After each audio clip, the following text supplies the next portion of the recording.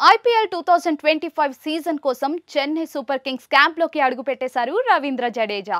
Telugu movie Pushpa స్టైల్లో mannerism స్వాగ్తో entry ఇచ్చారు. ఈ వీడియో సోషల్ మీడియాలో వైరల్ అవుతోంది.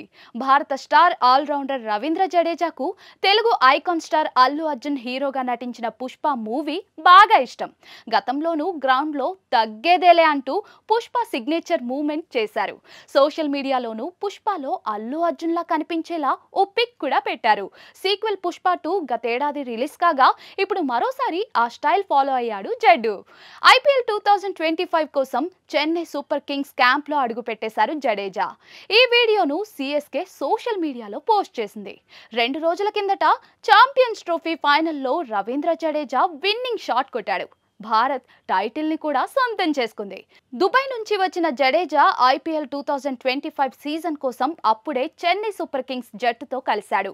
పుష్ప స్టైల్లో సిఎస్కే డెన్లోకి వచ్చేశాడు. పుష్ప 2లో అల్లు అర్జున్ కారులో దిగిన స్టైల్లోనే జడ్డు కూడా కారు నుంచి కాలు బయట పెట్టాడు. కారు అద్దంలో ఫేస్ కనిపించడం, వాకింగ్ స్టైల్ అంతా పుష్ప స్టైల్ ని ఫాలో అయ్యాడు జడేజా.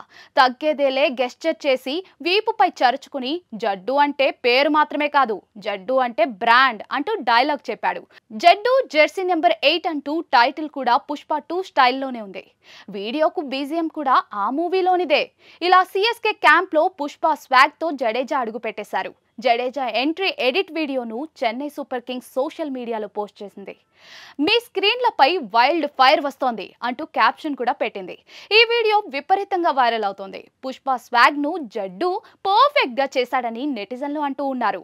పుష్ప క్రేజ్ ఏమాత్రం తగ్గలేదని అల్లు అర్జున్ ఫ్యాన్స్ ఖుషి అయిపోతున్నారు. ఐపీఎల్ 2025 సీజన్ మార్చ్ 22వ తేదీ నుంచి మే 25వ తేదీ వరకు జరగనుంది. మార్చ్ 23న ముంబై ఇండియన్స్ జట్టుతో సిఎస్కే ఈ సీజన్లో తన తొలి మ్యాచ్ ఆడనుంది.